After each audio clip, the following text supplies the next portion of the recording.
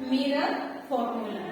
त्याची डेफिनेशन व्याख्या बघा. The relationship between the object distance, image distance and the focal length is called a mirror formula. Mirror formula कशाला म्हणायचं? हे काय आहे? रिलेशनशिप आहे बिटवीन कोणाच्या मधलं? Object distance, image distance and the focal distance is called a mirror formula. बघा आता मिरर फॉर्म्युला काय आहे? 1/f is equal to 1/v plus 1/u.